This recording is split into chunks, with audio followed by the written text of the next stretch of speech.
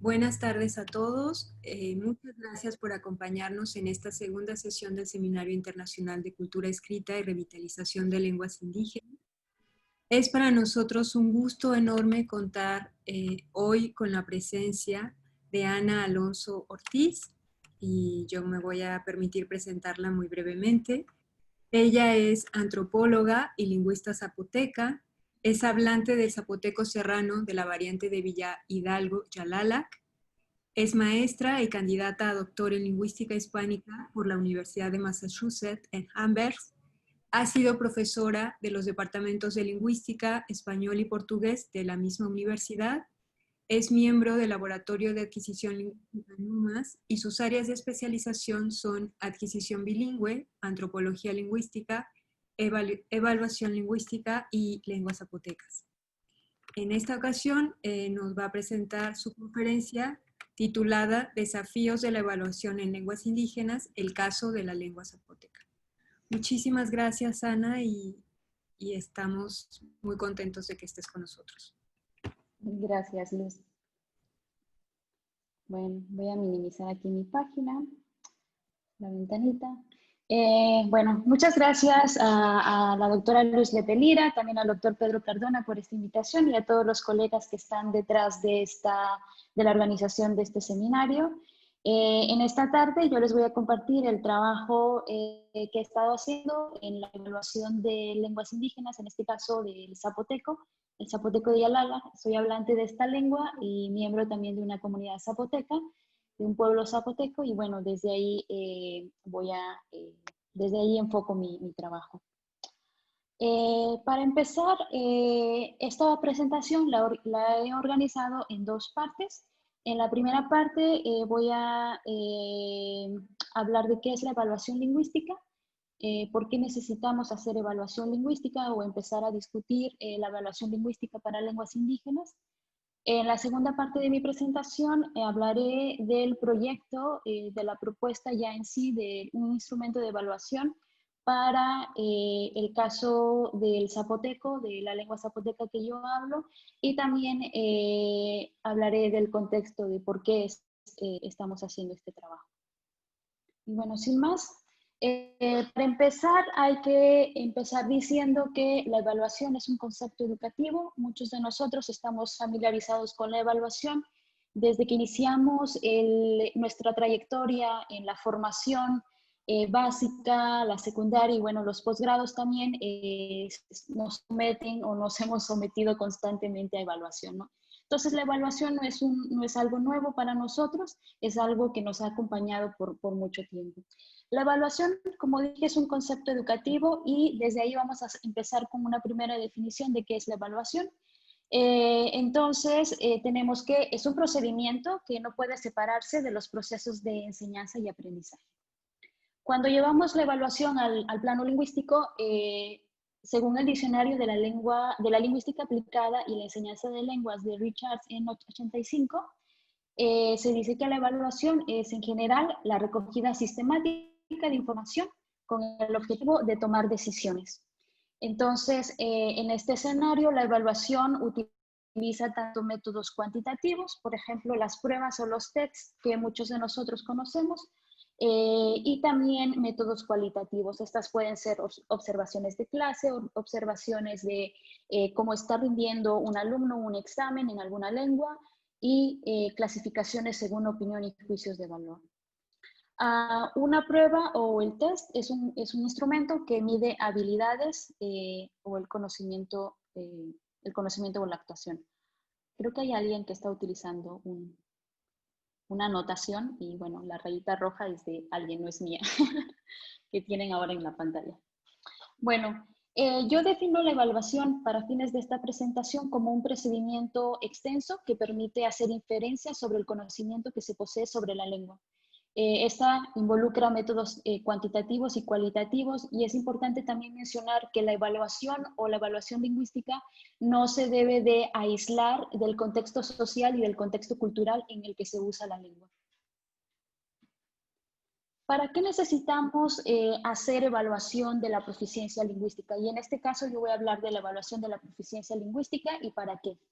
Bueno, tengo entendido que en esta sala o en esta reunión tenemos profesores o futuros profesores de lengua, de lenguas extranjeras, algunos para lenguas originarias, nativas de aquí de México, y también me parece nos acompañan candidatos o personas que se están formando para ser intérpretes y traductores de lenguas indígenas.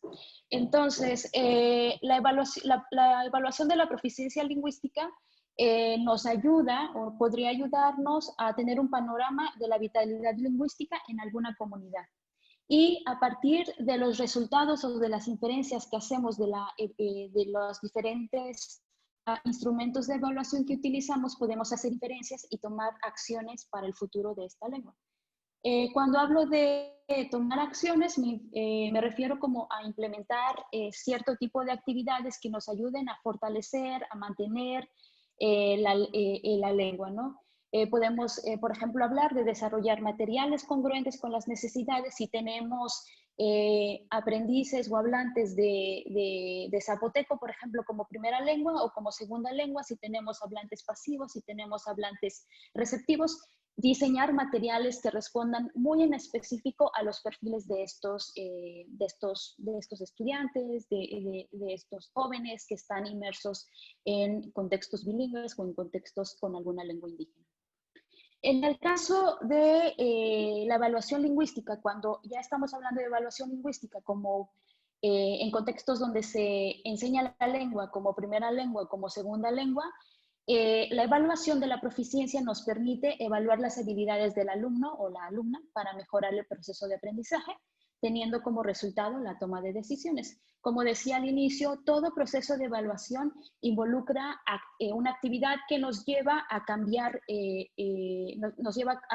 o a reorientar nuestras prácticas pedagógicas. En el caso de los intérpretes y traductores de lenguas indígenas, una evaluación de la proficiencia lingüística también nos ayudaría para saber cómo esta persona va a responder a un caso ante un contexto en donde tenga que interpretar o traducir. Y bueno, en estos tres escenarios podríamos hablar o utilizar una evaluación de la proficiencia lingüística. Ahora voy a pasar a hablar de cómo construimos un test, una prueba y cuáles son los criterios que debemos de tener en consideración. Todo proceso de evaluación, todo instrumento de evaluación, así sea el test de opción múltiple que hagamos, por ejemplo, también el test en donde pongamos al estudiante a conjugar verbos, debe de ir en congruencia con una teoría del lenguaje, cómo nosotros percibimos al lenguaje y también con el enfoque que nosotros estamos siguiendo para enseñar lengua. En este caso utilizo el enfoque comunicativo. Muchos de ustedes estarán familiarizados también con el enfoque comunicativo propuesto por Canal y Swain en 80 y el cual nos dice que el enfoque comunicativo es la competencia comunicativa entendida como los sistemas subyacentes de conocimiento y habilidad requeridos para la comunicación. Por ejemplo, vocabulario para responder a cierta actividad en específico y la habilidad de usar las convenciones lingüísticas de una lengua dada, es decir, cuándo utilizar qué registro, cuándo no utilizarlo, cuándo resulta apropiado.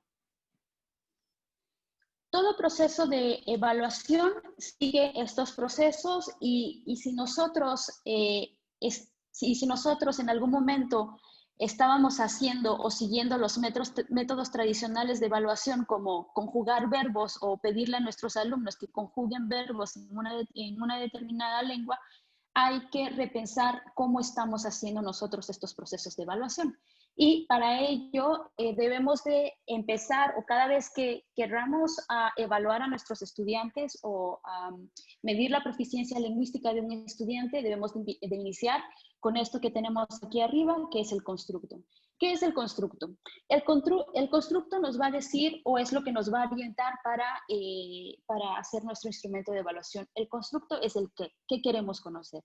Si yo quiero conocer si fulanito de tal puede comprarse una Coca-Cola en una determinada comunidad o en algún contexto, pues entonces a eso me voy a enfocar. Yo quiero saber si tal persona puede pedirse una Coca-Cola o puede comprar 1 kilo de tortillas o pan, lo que sea en un contexto. Ese va a ser mi constructo. Con base al constructo, a lo que quiero saber, voy a diseñar el contenido, es decir, las tareas para conocer el constructo. Si yo lo que quiero conocer es cómo este estudiante va a responder ante un contexto de pedir una Coca-Cola, las tareas deben de ser enfocadas a esto. Por ejemplo, no podría yo no podría yo evaluar al estudiante con un instrumento o un test en donde le diga conjúgame los verbos de comprar y pedir, ¿no? Esta puede ser una tarea, pero esto no me va a decir, la conjugación de los verbos, por ejemplo, no me va a decir si este estudiante va a poder comprarse una Coca-Cola en un determinado contexto. Entonces, cuando les digo que el instrumento de evaluación debe ir en congruencia en un enfoque comunicativo del lenguaje, el contenido de nuestra evaluación debe de estar diseñada para eso, de que las tareas que le vamos a pedir al estudiante hacer o al aprendiz de la lengua deben de ser o de responder a contextos comunicativos.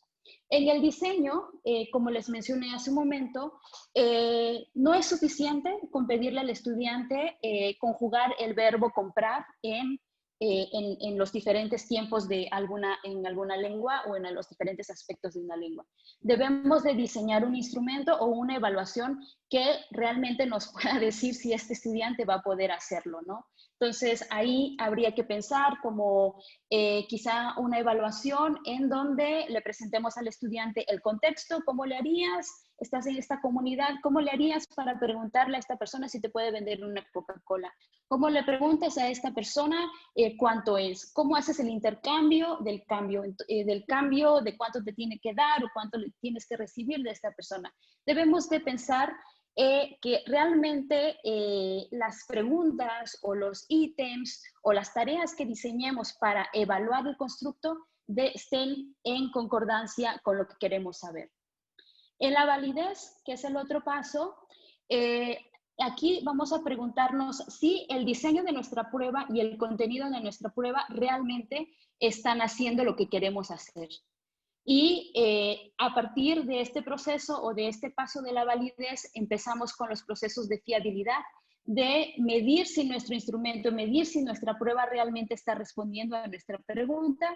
Y en la viabilidad lo que hacemos es realmente probar si el instrumento, la prueba, el examen, el test que acabamos de diseñar realmente responde a la situación que queremos conocer.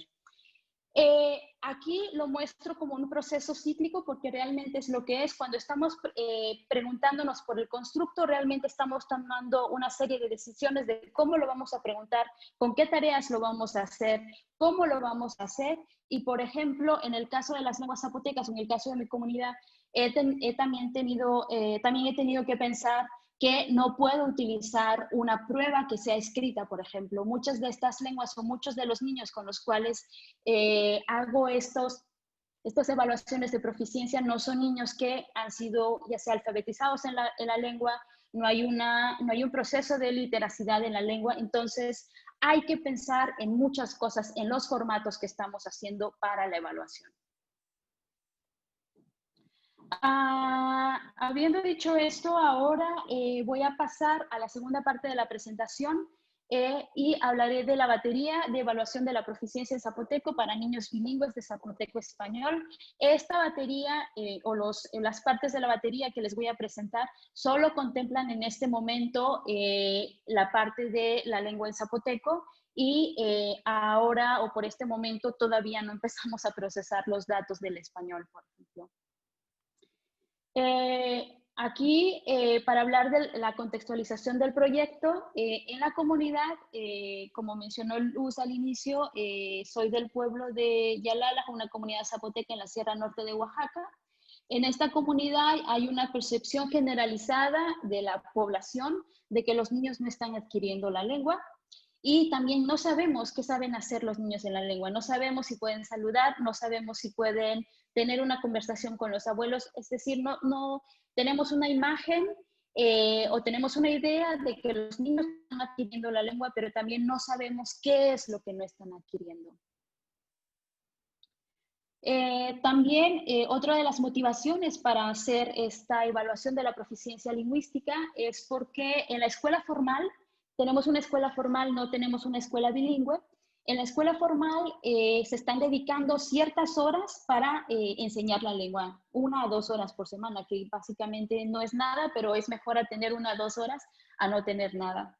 Y los profesores y los maestros a cargo de estas clases han identificado que tienen una población no homogénea, en donde hay hablantes receptivos, hay hablantes pasivos, hay niños que lo que necesitan es un proceso de literacidad, hay niños que tienen algún grado de bilingüismo en las dos lenguas, es decir, ellos están dando cuenta que necesitamos clases muy específicas para estos perfiles. Pero ¿cómo hacemos? ¿Cómo hacemos para empezar a pensar en cursos o talleres específicos para estos niños? Necesitamos partir de algo, necesitamos saber quiénes son estos estudiantes y qué clases necesitan.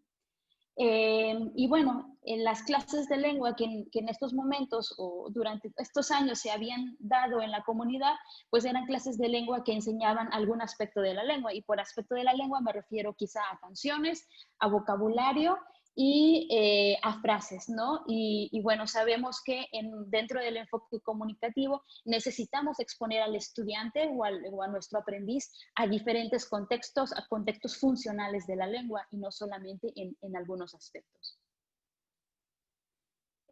Algunos de los desafíos que enfrentamos cuando queremos empezar o iniciar la evaluación en lenguas indígenas es que en comparación, o bueno, si comparamos las lenguas indígenas o lo que sabemos de las lenguas indígenas respecto, con relación al español o al inglés, por ejemplo, sabemos que tanto el inglés y el español hay una serie de estudios que documentan desde la adquisición de la lengua, desde de los patrones estructurales de la lengua más frecuentes. Hay bases de datos, por ejemplo, escritos, orales, es decir, podemos como sortear y tratar de pensar o idear en diferentes instrumentos de evaluación basado en lo que ya tenemos o en las bases de datos que ya se tienen en estas lenguas.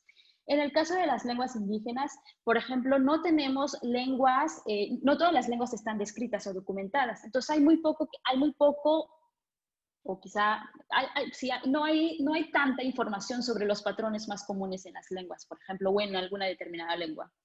También no sabemos mucho sobre el proceso de adquisición de lenguas indígenas. Hay ahora en México, por ejemplo, sabemos más sobre las lenguas mayas, pero no sabemos si el caso del zapoteco o el caso de las lenguas en zapoteco son similares al proceso de adquisición de las lenguas mayas, por ejemplo.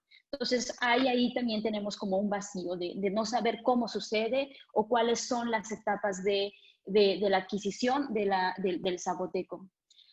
También en los repositorios que hay en el país no tenemos información de las interacciones entre familia e hijos de poblaciones indígenas. Hay para ciertas comunidades, hay para ciertas lenguas, pero no tenemos en este caso para el zapoteco. También no tenemos registros de habla natural infantil. Tenemos datos solicitados en donde se le preguntan a los niños como cosas muy específicas sobre alguna estructura de una lengua, pero no tenemos registros de habla natural infantil. Entonces también estas cosas son cosas que debemos de ir pensando en los procesos de documentación que hacemos sobre lenguas. Como les dije, mucho de lo que nosotros conocemos sobre evaluación, todo esto está relacionado a una cultura escrita o a una tradición escrita. Para el caso del para algunas comunidades zapotecas, la población adulta es la que ha sido alfabetizada en zapoteco, pero no así la población infantil. Y también recordemos que en este caso, en el contexto del que estoy hablando, los niños están inmersos en educación formal, en donde el 98% de la educación se recibe en español y en absolutamente nada en zapoteco, por ejemplo. Entonces, las motivaciones para hacer esta evaluación sociolingüística de la lengua, perdón, aquí me salté algo, me parece. Bueno, El proyecto hasta este momento ha contemplado 3 fases. Estábamos por iniciar la 4ª fase, pero se nos cruzó la pandemia. Pero la primera fase de este proyecto inició con una evaluación sociolingüística de la lengua, en donde los objetivos que tenían esta evaluación era conocer la población de hablantes, el número de hablantes jóvenes, identificar las necesidades educativas, cuáles eran los materiales que pudieran necesitar los profesores que están a cargo de las clases de lengua, conocer lo que están aprendiendo los niños, identificar o conocer el perfil de los estudiantes y con esto empezar a lo que le estamos apostando ahora es como la planificación lingüística. ¿Cómo hacer para fortalecer, para mantener la lengua zapoteca de Yalala? En pantalla están viendo el primer cuestionario sociolingüístico que utilizamos para padres y madres de familia. Este cuestionario sociolingüístico me ayudaron a implementarlo los profesores de las escuelas primarias de 4 comunidades en la Sierra Norte de Oaxaca. Los datos que están acá, preguntábamos sobre el nombre de la población, el nombre de la escuela, el ciclo escolar. Estos cuestionarios fueron entregados por los maestros a los padres de familia. Los padres de familia se llevaron a casa este cuestionario y desde ahí lo rellenaron. Y después nos entregaron los cuestionarios y de ahí inició todo el proceso de meter estos datos a una base de datos que contiene toda esta información. Algunas de las preguntas, por ejemplo, eran ¿qué lenguas están presentes en casa? ¿Cuántas lenguas se hablan de manera habitual en la casa? ¿Quién le habla en qué lengua al qué niño? Esta comunidad es una comunidad que se identifica como zapoteca, sin embargo, hay mucha población mije. El mije es una de las lenguas que se escucha y se utiliza constantemente en la población. Entonces, no estamos hablando de una población que tiene solo una lengua o 2 lenguas, estamos hablando de una población en la que están presentes al menos 4 lenguas, y entre ellas está el mije, el chinanteco, el zapoteco y el español. Aquí les voy a presentar algunos datos que nos arrojó este cuestionario, pero estos datos son como que muy, ¿cómo decirlo? Como que son muy impresionísticos, no nos pueden dar más información a detalle, y por eso es que también hemos diseñado otras 2 baterías o otros 2 instrumentos para que podamos tener una imagen más amplia de lo que está pasando en esta comunidad. Bueno, una de las preguntas era, ¿su hijo habla la lengua? Esta es una pregunta bastante perceptiva y como ustedes podrán ver, estos datos son de 98 familias. Estos datos son de una sola comunidad y los datos que tenemos son de aproximadamente 200 niños. Niños que van de los 7 años hasta los 12 años. Entonces, estos son los datos que tenemos acá. Cuando se le preguntó a los padres si el hijo habla una lengua, muchos, como podrán ver, un 24 o 25% nos dijo que nada, que no habla ninguna de las lenguas presentes en casa. Que no habla la lengua indígena presente o la lengua indígena de la comunidad, en este caso el zapoteco. Preguntábamos por el zapoteco. Algunos nos respondieron que poco, un 20% dijo que bien y solo un 15% dijo que muy bien. Si ustedes se dan cuenta, el nada y el poco es lo que está ocupando muchísimo está ocupando muchísimo en este gráfico de PAI. Otra de las preguntas que hicimos es, ¿su hijo entiende la lengua?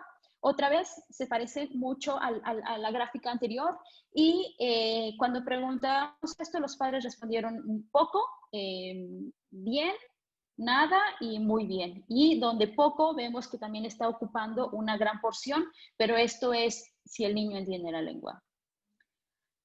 Las lenguas que se hablan en casa, como dije, esta es una comunidad que podríamos decir no es bilingüe, es trilingüe o cuatrilingüe, y las lenguas que están presentes en la casa son el español, el zapoteco y también el mije.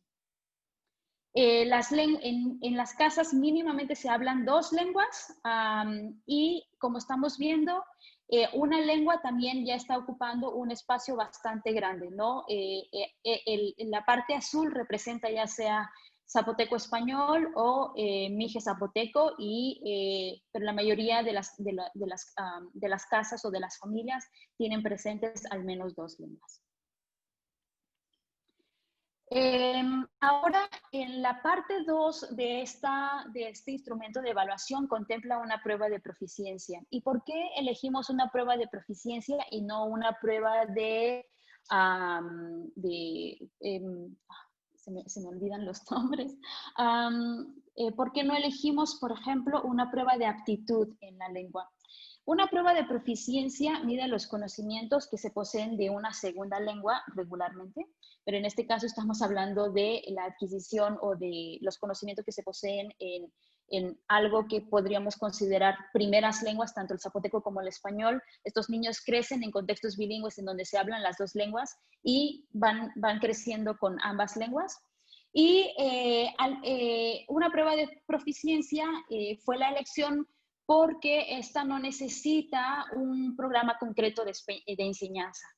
Estos niños empiezan a recibir cursos de lengua una vez que se inscriben a la educación primaria, lo que se llama aquí en México la educación primaria, y la educación preescolar, por ejemplo, no contempla algún tipo de instrucción en la lengua. Por eso es que se escogió una prueba de proficiencia. La propuesta de la batería contempla 2 partes. La primera de ella, la primera parte es una entrevista en donde preguntamos sobre escenas particulares de la vida en la comunidad. Por ejemplo, quiénes viven en la casa, qué animalitos están viviendo en la casa, los alimentos que se cocinan en la casa, la comida favorita del niño, la fiesta, cuáles son sus fiestas, cuál es su fiesta preferida, cuáles son los juegos en los que interviene el niño y las actividades en las que se involucran los niños. Por ejemplo, van a la milpa, van al campo, acompañan a los papás al campo. ¿Cuáles son las actividades en las que estos niños se involucran? Como les dije, no podíamos solamente hacer una propuesta o un instrumento de evaluación que solamente elicitara vocabulario, que solamente elicitara datos gramaticales, no. Nuestra teoría del lenguaje dice que hay que también preguntar o saber cómo estos niños responden a escenarios reales de la lengua, es decir, a transacciones que tienen que ver con la vida cotidiana de estas comunidades. La entrevista, algunas de las preguntas que se incluyeron en la entrevista a los niños es cuéntame de tu familia, con quién o quiénes vives, cuéntame acerca de tu casa, tienes animalitos, plantas, bueno, esto lo acabo de mencionar. ¿Qué haces cuando no estás en la escuela? ¿A dónde vas? ¿Acompañas a tus padres al campo? ¿Qué te gusta hacer? ¿A qué juegas? ¿Qué fiesta del pueblo te gusta y por qué? Esta entrevista la hice yo personalmente, soy hablante de la lengua. Cada niño, con cada niño estuve por aproximadamente 30 minutos y también esto todo se hizo en el contexto escolar.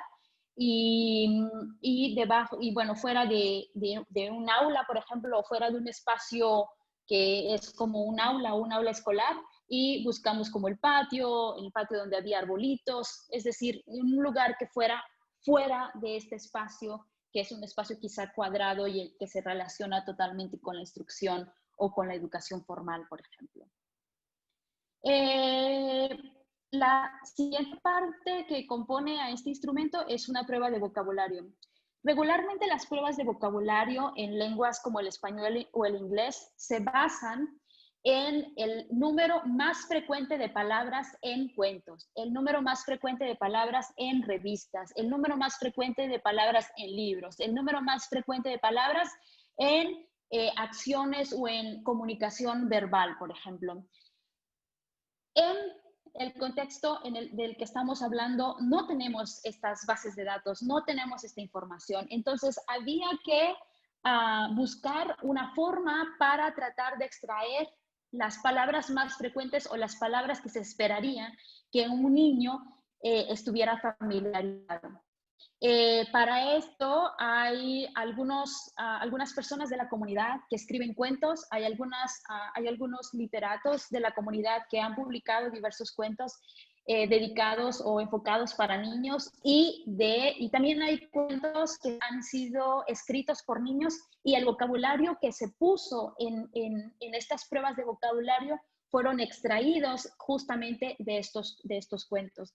Ayer el doctor Mario Chávez Peol nos hablaba de la alfabetización y de los aspectos o criterios que deberíamos de tener en cuenta cuando hablamos de estandarizar o de hacer propuestas de escritura. Y justamente una de las cosas que tenemos en esta comunidad zapoteca es que las personas que escriben utilizando diferentes propuestas alfabéticas, lo cual hace también complejo el trabajo de querer extraer palabras. Por ejemplo, cuando se pasan a una base de datos y le pedimos a determinado programa o software, extráeme estas palabras o estas palabras que inician con esto, hay que también tener un conocimiento de las diversas propuestas alfabéticas o de los diversos alfabetos que están utilizando las personas que están escribiendo.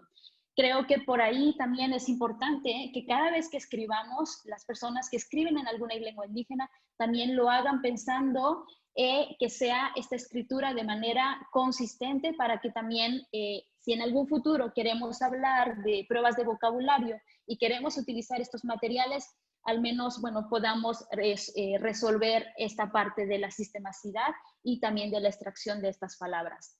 Una prueba de vocabulario evalúa la comprensión de un estímulo auditivo en la lengua. Como les dije, estos niños no están alfabetizados en zapoteco, por lo que un niño hablante de español o un niño hablante de inglés o cualquier otra lengua con una tradición escrita pudiera hacerlo de manera escrita. Aquí lo que hicimos fue grabar las palabras que nos interesaban, poníamos 3 imágenes diferentes, el niño escuchaba algo y relacionaba con alguna de las imágenes. La parte roja que ustedes ven en las imágenes, le dábamos al niño la opción de decirnos, no sé qué es esta palabra que estoy escuchando, y nos movíamos a la siguiente parte. Como les dije, el estímulo presenta una serie de imágenes y un estímulo auditivo que corresponde a una de las imágenes. Estas propuestas de vocabulario están basadas en Bedore y Peña en 2015, a McLean, a Kramer, a Blegar, que también tienen o que se han enfrentado a comunidades o a escenarios en donde no podemos hacer recurso de lo escrito. La prueba de gramática, esto se llama una prueba de gramática, pero lo que hace es que comprende diferentes partes de la gramática. Esto es las cuestiones de nominales, verbales, pero para tratar de cortar el nombre de esta parte, se llama como prueba de gramática. Esta prueba de gramática presenta imágenes con eventos cotidianos, eventos que están totalmente contextualizados a la comunidad de la que estamos hablando. Esta prueba de gramática consiste en describir los elementos de la imagen e invita al niño a crear una historia corta con base a la imagen observada. Con esta tarea de descripción, el objetivo era buscar las estructuras presentes en el habla de los niños. ¿Qué estructuras de la lengua están presentes o qué estructuras están produciendo estos niños? Todas estas, tanto la prueba de vocabulario como la prueba de gramática, fueron filtrados por hablantes adultos y también niños que fueron identificados a través de una entrevista en zapoteco. Entonces, tratamos de que estas imágenes no crearan ruido o no crearan confusión a los niños y a partir de ello tratar de hacer nuestras inferencias de qué es lo que saben hacer estos niños en la lengua o qué estructuras están utilizando los niños. Aquí les presento algunos datos de la descripción de tareas. Aquí en la pantalla estamos viendo datos de un niño de 7 años, de segundo año de primaria, lo que corresponde al segundo año de primaria aquí en México. Datos de otra persona y desde un niño, de una niña de 8 años y la otra es 8 años. Los datos fueron totalmente, todo fue grabado, las interacciones, todo fue grabado y transcrito en ELAN, y en ELAN fue separado por diferentes niveles de análisis. Y en la primera parte, por ejemplo, de ELAN, estos ya son como la extracción de esos datos del programa ELAN o ELAN. Y la primera línea, en el caso de Miss, de 7 años de segundo de primaria, la primera parte presenta una pregunta. Y la pregunta es, ¿qué hace la niña? ¿Qué hace la niña que ves en esta imagen? Miss responde es el filler o el filler de la muletilla de español. Y después dice Jules Verne. Y la traducción a esto corresponde igual en español y dice ella lee.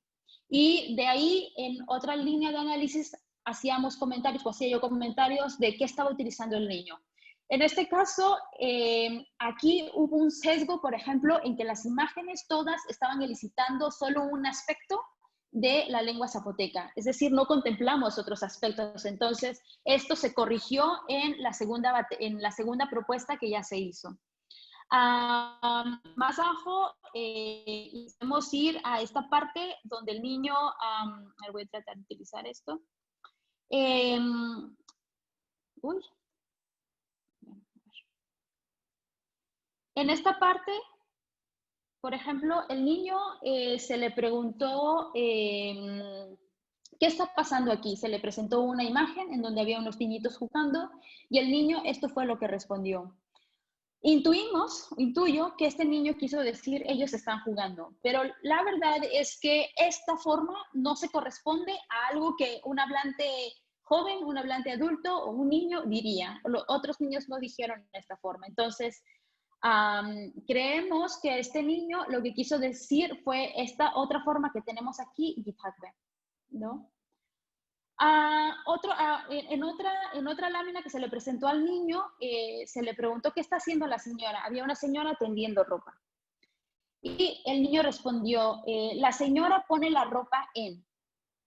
Y no terminó la frase. Y después dijo, para que se seque.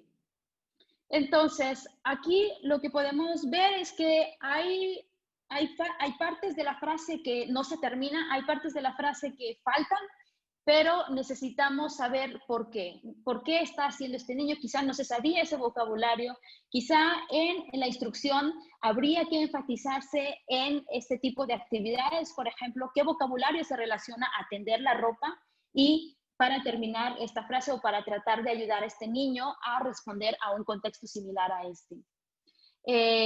Aquí también se le preguntó al niño, ¿qué está haciendo esta persona? Era una persona acostada, durmiendo, y el niño dijo, tasfene.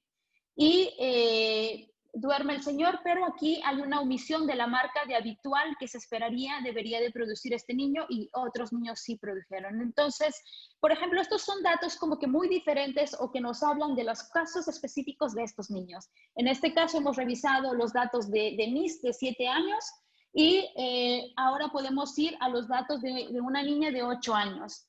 En este caso, a la niña se le presentó una imagen en donde había una persona cantando y la niña al responder dijo, un niño canta, pero al decir canta, utilizó el clítico de tercera persona de respeto cuando al inicio de la frase estaba hablando de una tercera persona familiar, ¿no? Y estas son como propiedades muy específicas de estas lenguas en donde se hace una distinción entre tercera persona familiar y terceras personas de respeto.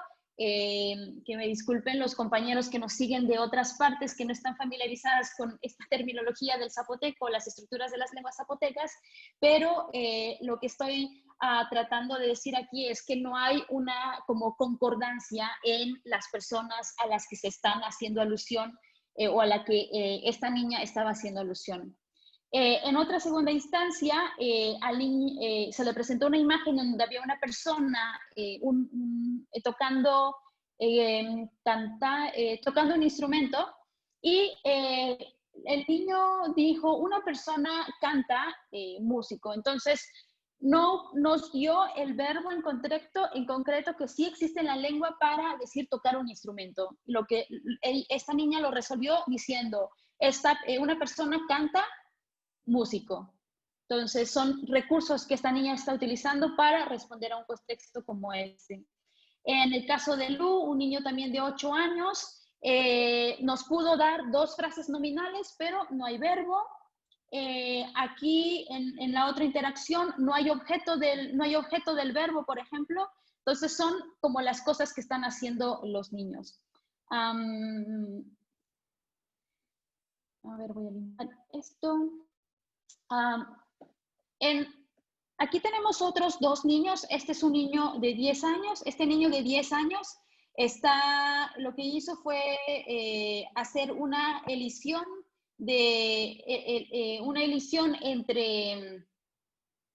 hizo una elisión en el caso del verbo para hacer. Dijo yume, pero no terminó el crítico de persona, no lo completó.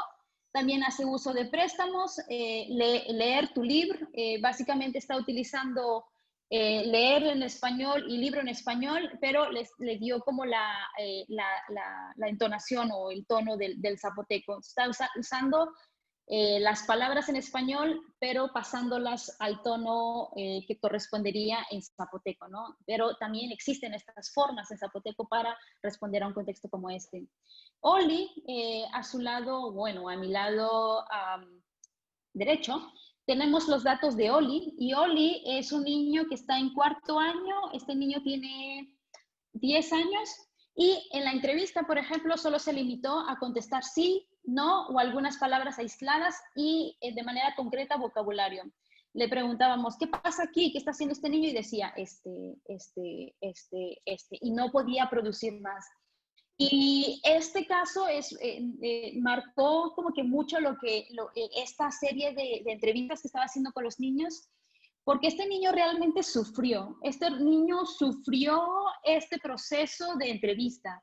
Estos otros niños, pues, trataban de buscar y buscaron y inventaron historias y cosas con relación a las imágenes, pero Oli, por ejemplo, fue un niño que sufrió esta entrevista, y esto es otra de las cosas que debemos de tener en cuenta cuando empezamos a hacer estos procesos de evaluación. ¿Cuáles van a ser las consecuencias o cuáles van a ser los eventos que van a derivar de estar haciendo este tipo de evaluación de la proficiencia lingüística en niños, en jóvenes y en la comunidad en general? Y bueno, acabo de ver. Esto es para presentar, por ejemplo, los datos de Oli, que Oli fue un niño que no nos pudo decir mucho o que sufrió muchísimo esta tarea. Ya casi estoy hacia el final. Y bueno, ¿qué podemos inferir? Porque todo proceso de evaluación es inferir algo acerca del conocimiento de alguien sobre una cosa, en este caso de la lengua. En el plano fonológico podemos decir que hay una dificultad en asociar un estímulo auditivo del tono con su imagen correspondiente. Muchos niños decían, es que no entiendo, no sé qué es eso, y no podían como asociar o identificar a qué respondía el estímulo auditivo. Hay un uso bastante considerable de interjecciones del español. Quizá esto podría resolverse también contextualizando al niño, diciéndole, mira, hacer como un entrenamiento de empezar a hablarle en zapoteco como unos 20 minutos antes de iniciar esta propuesta, de iniciar esta evaluación, y quizá cambiarle el modo de la lengua. Como mencioné, estas baterías se implementaron en una escuela.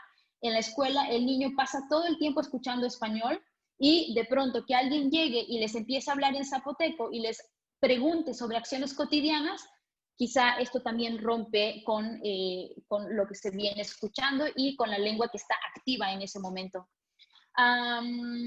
Respecto a la parte fonológica de la lengua, se presentan como muchos casos de elisión, ya sea de vocales, de consonantes, y ahora no hemos como terminado de clasificar todos estos patrones de elisión, cuándo ocurren y ante qué contextos ocurren.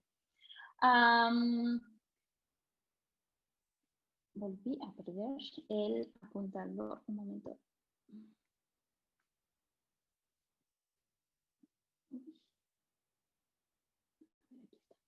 Listo. Bueno, ya para ir cerrando, estos son como algunos datos que han derivado de estos instrumentos de evaluación para conocer qué es lo que saben hacer estos niños, qué están haciendo los niños en la lengua. Y para cerrar, hay que volver a mencionar que cualquier instrumento de evaluación que se enfoque en los aspectos gramaticales de la lengua también deben de incluir el lado funcional de la lengua, por ejemplo, en la comunidad. No podemos solamente evaluar a estos niños solamente la parte de la gramática. También debemos de enfatizar qué puede hacer un estudiante, qué cómo puede responder a contextos reales, a situaciones reales en donde se utiliza la lengua, y no dejar de lado que la lengua tiene un espacio muy, muy importante en la comunidad, es una cosa social, es una cosa cultural también, y no podemos solamente hacer evaluaciones en donde la lengua se perciba como algo estructural, ¿no? Por eso enfatizaba al inicio de la presentación que todo instrumento de evaluación debe de ir acorde a cómo nosotros entendemos el lenguaje, cuál es el enfoque que estamos utilizando en el proceso de enseñanza-aprendizaje y con base en ello diseñar nuestras propuestas de evaluación. No se pueden aislar los aspectos lingüísticos de la función que desempeñan en la lengua, es decir, la función comunicativa. No es el resultado, por ejemplo, de la conjugación de los verbos los que nos va a decir lo que sabe hacer un niño en una lengua. No, esta solamente es una parte, o esto solamente es esto solo es una parte, o nos va a decir, nos va a ofrecer un tipo de datos del conocimiento que tiene el niño. Pero el conjugar el verbo o una propuesta, un test en donde pongamos al niño a conjugar verbos, no nos va a dar la figura completa o el panorama completo de qué puede hacer este niño o este aprendiz en una lengua. En función de los datos, el objetivo último de todo proceso de evaluación es cambiar, crear materiales, currículos, proyectos de lengua o cambiar nuestros paradigmas o cómo veníamos haciendo el proceso de enseñanza. Entonces, cada vez que nosotros evaluamos a nuestros estudiantes, cada vez que estamos utilizando un test o una prueba, ese test sí debemos de tomar los resultados, esos resultados nos deben dar qué es lo que nosotros como profesores o como maestros de lengua debemos de cambiar para facilitar el aprendizaje. Derivado de todo este proceso, ayer hacían la pregunta de cómo se socializa, por ejemplo, una propuesta de alfabeto, cómo se socializan justamente este tipo de datos que podrían ser muy cuantitativos y muy cualitativos, pues es justamente con las personas que pudieran cambiar el rumbo de la lengua. En este caso, estos datos se socializaron con los maestros de las escuelas primarias. Este año pudimos hablar con otros compañeros en un colectivo en el que formo parte. Presentamos una propuesta, un proyecto en donde ahora ya no queremos hacer esta encuesta, este cuestionario sociolingüístico solamente a la población escolar, pero ahora queremos abarcar toda la comunidad. La comunidad son 2,000 habitantes aproximadamente y queremos hacerlo para toda la comunidad. Esto porque estamos encaminándonos, estamos enfocándonos hacia una planificación lingüística. Ya sabemos que los niños están teniendo que los niños tienen diferentes perfiles, que tienen diferentes necesidades, y ahora queremos que toda la comunidad se involucre para crear proyectos o para crear iniciativas en donde se fortalezca la lengua y en donde podamos encontrar niños o fortalecer el conocimiento, la adquisición de la lengua para estos niños. También de esto, con algunas administraciones municipales del pasado, han venido implementando cursos de lengua, talleres de lengua, y este año, por la pandemia y por otros factores, que esta comunidad de Yala la cuenta con una radio comunitaria, pues dijeron, bueno, no podemos ir a las escuelas, no podemos conglomerar a los niños, hay mucha gente que quiere aprender la lengua, vamos a hacer clases de lengua y transmitirlas por Facebook. Esta radiodifusora está transmitiendo las clases de lengua por Facebook.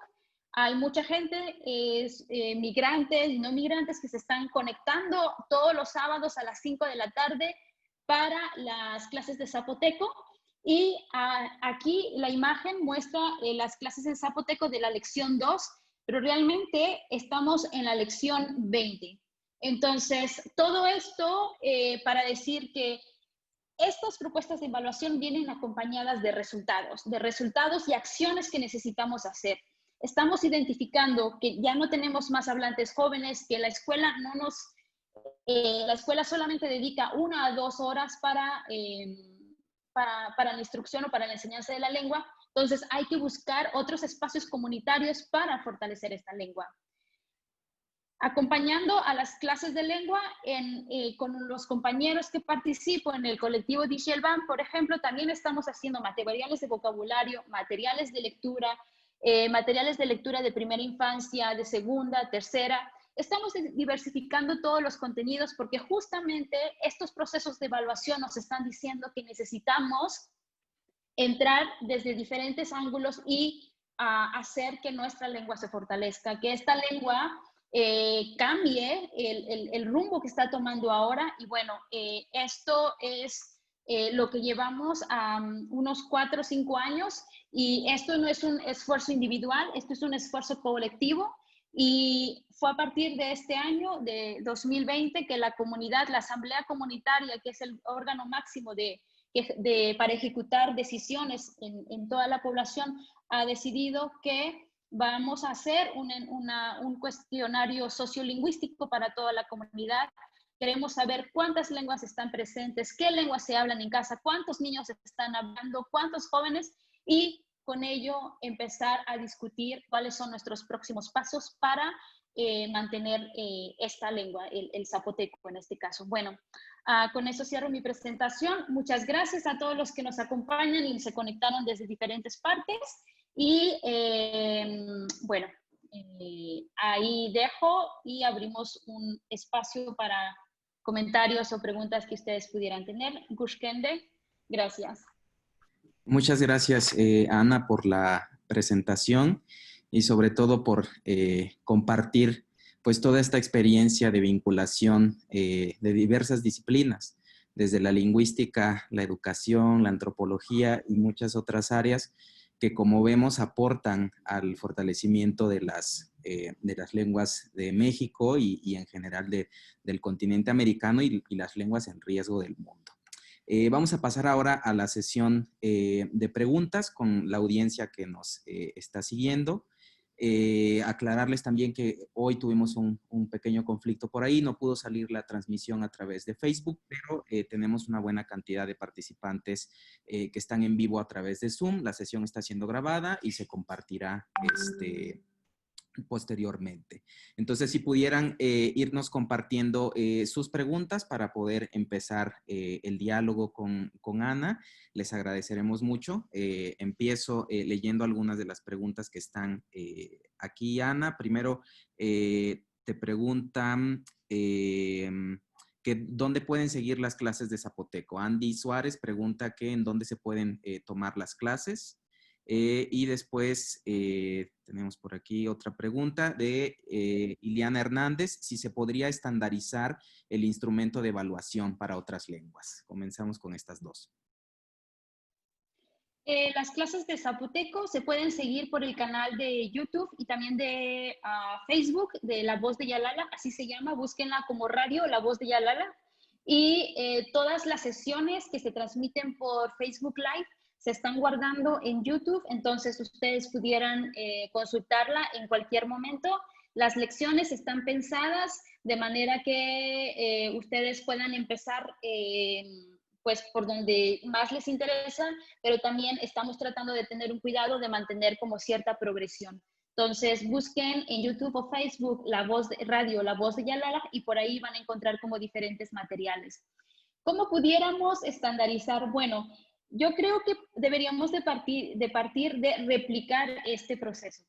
Hay que replicar este proceso y tratar de seguirlo en diferentes variantes de zapoteco, en diferentes lenguas, y ver en dónde pueden converger estas propuestas o estos instrumentos.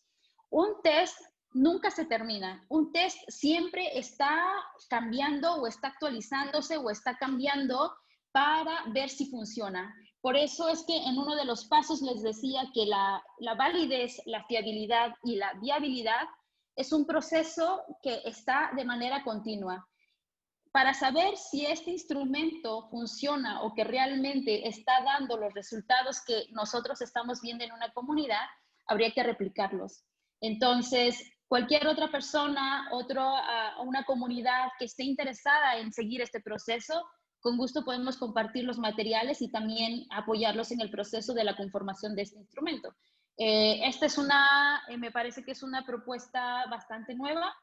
Hay otra persona aquí en México que vi hace unos pocos días que está haciendo un proceso similar, pero este proyecto me parece está enfocado a hablantes jóvenes de a partir de 12 años a 17 años. Nosotros estamos empezando con los niños porque son ellos los que nos interesan fortalecer su adquisición, fortalecer su conocimiento para saber que vamos o garantizar que esta lengua va a tener futuros hablantes en el futuro. Sí, en el futuro. Y bueno, para responder esa segunda pregunta. Muchas gracias. Vamos ahora con un par de preguntas de Daniela Espinosa. Ella te pregunta, ¿cómo valorar los resultados de la prueba de gramática si, como se señaló, no hay datos sobre el proceso de adquisición del zapoteco? ¿No será que algunas de las estructuras o estrategias que se observan en los datos sean producto de este proceso de adquisición que desconocemos aún? Y después, ¿cómo valorar el uso de préstamos o adaptaciones en niños que están creciendo y adquiriendo el lenguaje en contextos multilingües? ¿Es posible considerarlo como un recurso de los niños en el proceso de adquisición-aprendizaje del lenguaje?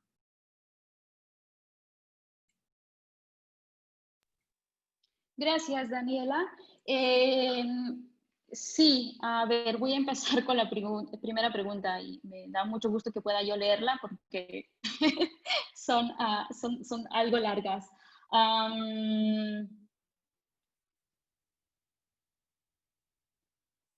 Sí, justamente, o sea, lo que les mencionaba es que realmente esto es como un desafío, pero hay que intentarlo, hay que hacerlo. ¿Cómo vamos a saber o cómo vamos a pensar, cómo saber si realmente esto es parte del proceso de adquisición? Bueno, como dije, estos datos de la evaluación o del instrumento nada más no pueden tomarse como válidos en sí. Debemos también acompañar este proceso, documentación del habla natural infantil, la documentación también de las interacciones entre estos niños y las personas que los cuidan, sus padres, los abuelos, y solo así podríamos quizá decir o tener un panorama más completo si estas estructuras están respondiendo al proceso natural de adquisición de estos niños o si esto está teniendo factores también como de convergencia con el español, patrones de influencia del español, de interferencias lingüísticas. Estamos tratando de aproximarnos desde diferentes ángulos y creo que esta solamente es una manera, con este instrumento de evaluación logramos tener una mirada, pero no es la única que podemos tener y no es la única con la que debemos de quedarnos. Debemos de acompañar esto con un proceso de documentación y quizá trabajos de socialización del lenguaje, ¿no? Cómo estos niños están aprendiendo la lengua y bajo qué contextos.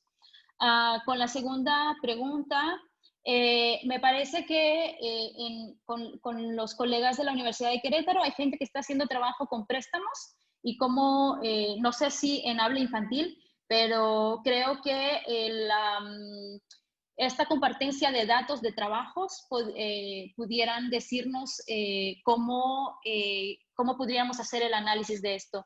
En este momento no nos hemos enfocado en los préstamos porque lo que nos está interesando es qué están haciendo estos niños en la lengua, qué saben hacer, qué no saben hacer y cómo podemos cambiar el proceso de instrucción que estos niños están recibiendo. Y sí, seguramente es algo que podríamos considerar como un recurso de los niños para el proceso de adquisición de las lenguas. Y como dije, estos niños están inmersos en dos lenguas, no todos, algunos de ellos, y quizá justamente esto responda al perfil o al contexto muy específico de estos niños. Gracias. Ana, una pregunta de Fátima. Te cuestiona, ¿cuál es la función del docente frente a grupo en este proceso de evaluación y en la tarea de conservación de la lengua?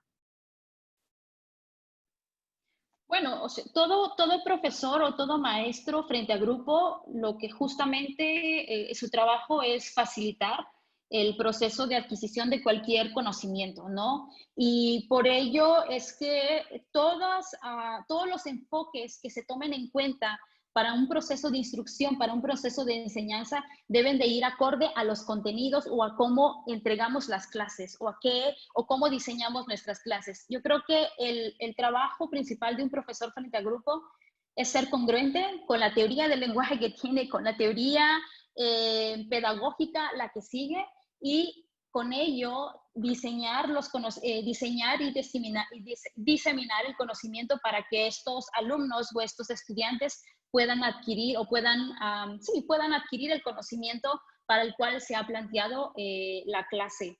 En este caso, los maestros de lengua son muchos de ellos maestros comunitarios, no son quizá maestros formados dentro de escuelas para profesores de lengua indígena, por ejemplo.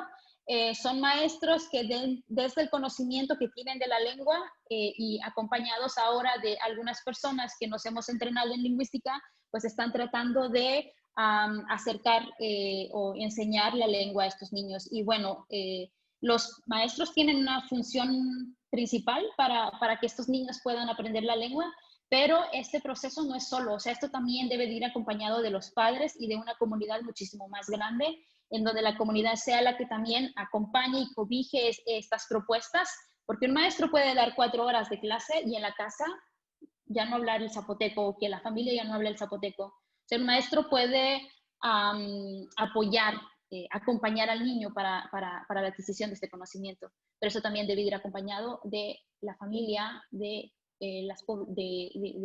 las autoridades también que hay en una comunidad, ¿no? Y bueno, así al menos lo vemos en la comunidad de la que formo parte. Ok, Erika Coyote te pregunta si los niños están conscientes de la importancia de la preservación de la lengua y qué tan interesados o qué tan colaboradores se muestran en la consecución de los objetivos del proyecto.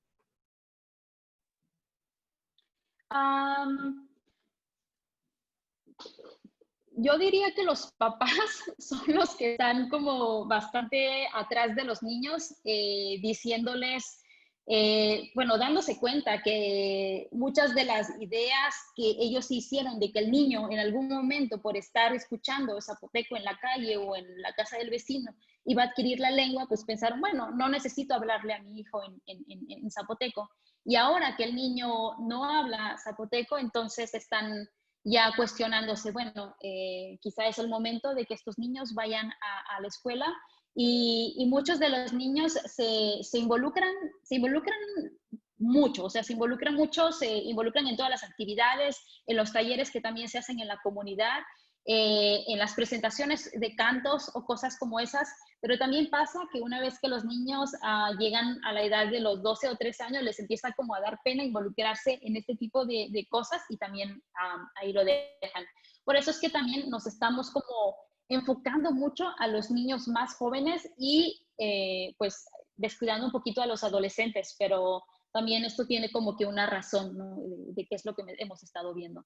Pero muchos niños están ahí, o sea, bueno, todos fuimos niños ahí una vez y nos presentaban algo nuevo o teníamos que aprender algo y lo hacíamos sin más, ¿no?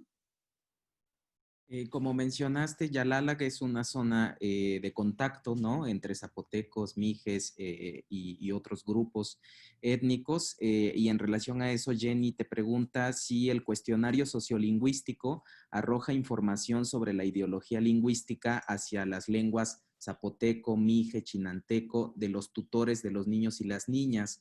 Y si es así, ¿cuál es esta ideología a grandes rasgos? Incluimos una pregunta justamente porque estamos interesados también en cuál es la ideología lingüística y las actitudes que se tienen respecto a las lenguas presentes. Y lo que arrojó, o sea, esta es una pregunta nada más, y se han hecho, hemos hecho como más entrevistas, un poco más a profundidad sobre la cuestión de la identidad lingüística y la identidad también o identificación hacia alguno de los pueblos, ya sean mijes, zapotecos o chinantecos. Y es bastante claro, o sea, es bastante claro cuando una familia dice, bueno, nosotros somos una familia zapoteca, aquí hablamos zapoteco, tratamos de enseñarle al niño y esta es como nuestro territorio, nuestra casa y esta es la lengua. En algunos otros lugares, y principalmente donde ya tenemos presentes 3 lenguas, pues se adopta quizá una identidad dual, o podríamos decirlo una identidad dual, en donde las familias dicen, somos una familia zapoteca mije, mije zapoteca, y bueno, pues hemos elegido por una lengua, porque no podemos hablarle al niño en las 3 lenguas, y bueno, también eso tiene como ciertas repercusiones en la lengua que se le elige para hablar al niño. Y respecto a las actitudes lingüísticas, bueno, hay muchas cosas cuestiones como históricas en México que han hecho bastante daño y también eso se nota en que las familias deciden no hablarle más a los hijos en zapoteco o en mije. Otras familias sí lo hacen y también responden a historiales familiares bastante específicos o bastante concretos. Pero estamos esperando que con las campañas o con los proyectos constantes devolverle el prestigio a las lenguas. Creo que todos tenemos una responsabilidad bastante grande de tratar de que la discriminación hacia los pueblos indígenas y hacia las personas indígenas pues trate de terminar, y también tenemos una responsabilidad muy grande en crearles prestigio y devolverles el prestigio a estas lenguas, ¿no? Y bueno, ya. Bien, y en relación justo a esto último que estás mencionando, del objetivo del trabajo, pero también del efecto que tienen las lenguas, Mayra Cruz te pregunta si la intervención está orientada a revitalizar la lengua zapoteca y que conviva con el español, o la finalidad sería más bien que la lengua zapoteca gane terreno como primer idioma. Definitivamente de que las lenguas convivan, o sea, de una ecología de las lenguas en donde las lenguas puedan convivir sin considerarse como una amenaza entre ellas.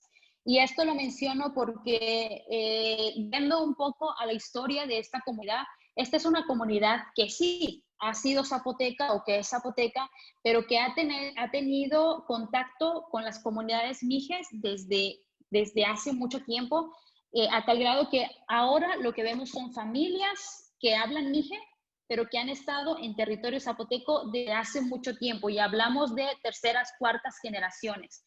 Entonces,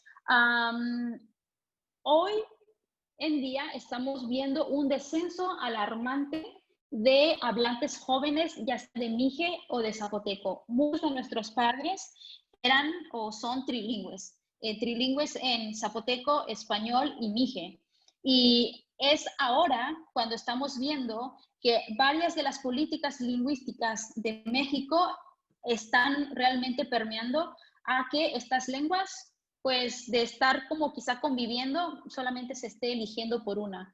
Entonces, la apuesta es esa, que se vuelva al escenario que teníamos antes, en que las personas o las familias podían hablar 2 lenguas o 3 lenguas. Las lenguas nunca han competido una con otra, pero ahora estamos viendo un descenso alarmante de niños que hablan solamente español. O sea, estamos teniendo muchos niños monolingües. Y por qué justamente ahora, ¿no? Si hace años quizá nuestros padres o principalmente nuestros abuelos tenían una proficiencia o podían responder a ciertos contextos usando alguna de estas lenguas. O sea, el bilingüismo no es a lo que hay que temerle, o el multilingüismo. Yo creo que ahí hay mucha cosa de ideología y también de políticas lingüísticas. Ok, bueno, pues muchas gracias, Ana, por la respuesta a los diferentes cuestionamientos que compartieron los colegas que nos acompañan en la presentación. Hay algunas otras preguntas más que aparecen ahí que las haremos llegar también a Ana para que en algún momento pueda compartir respuesta cuando subamos la presentación a la página de Facebook. Entonces, les agradecemos en general su participación y sus aportes a esta interesante presentación. Agradecerte, Ana, por la oportunidad que nos diste de unirte a este seminario en la UAC. eres una aliada muy importante para nosotros y nos da mucho gusto también que este trabajo pueda tener eco en México, ¿no? Eres un talento que sin duda queremos repatriar a este país y creo que una forma de hacerlo es justamente a través de dar a conocer pues el valor del trabajo que están haciendo personas como tú, ¿no? Muchas gracias a todos los que nos acompañaron. Por último, Ana, no sé si quieres comentarnos en dónde podrían seguir el trabajo que hacen tu colectivo y tú, quizás un correo electrónico, páginas o algún otro espacio en donde puedan seguir la labor que están haciendo y compartir también los materiales y en general las experiencias que nos fuiste señalando. Bueno, no sé, el trabajo del colectivo todo se comparte en Digielban, es una página en Facebook y también tenemos canales de YouTube y Instagram. Estamos como Digielban, lo voy a poner ahora en el chat, Sí, que significa palabra de vida en zapoteco, y nos pueden encontrar así en nuestras redes sociales. También tenemos el correo electrónico, es digielban1,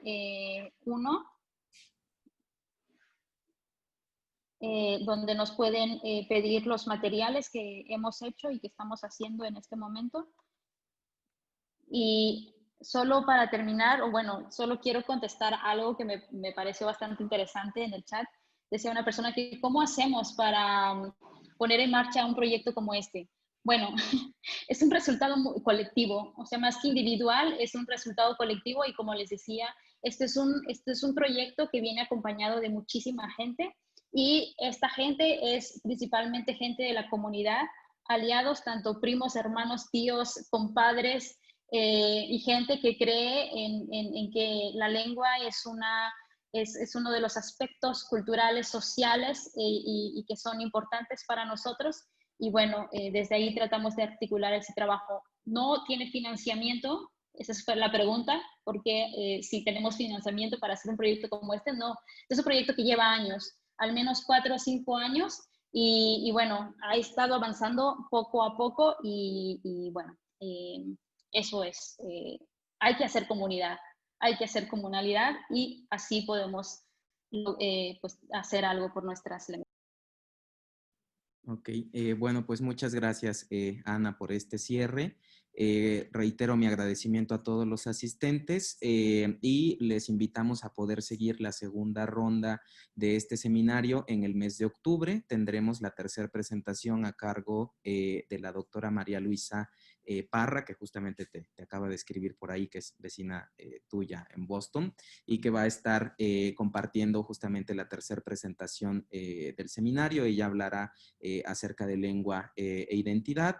Y después la doctora Emiliana Cruz y la maestra Isaura de los Santos, ambas mujeres chatinas y lingüistas que estarán hablando acerca de su proyecto de literacidad y fomento a la lectura. Eso será en el mes de octubre. Y después en el mes de diciembre cerraremos con la doctora Joan Merifeltes, que nos hablará de la experiencia de un proyecto de doble inmersión con la lengua amuzgo en el estado de Guerrero. Y finalmente el doctor Luis Enrique López, que nos va a hablar acerca de biliteracidad y revitalización.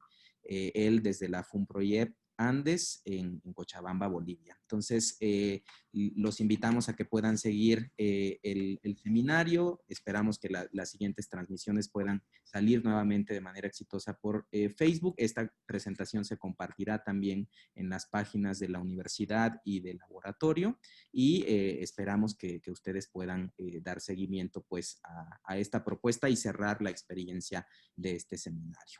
Pues muchas gracias a todos y pues nos vemos en la siguiente ronda.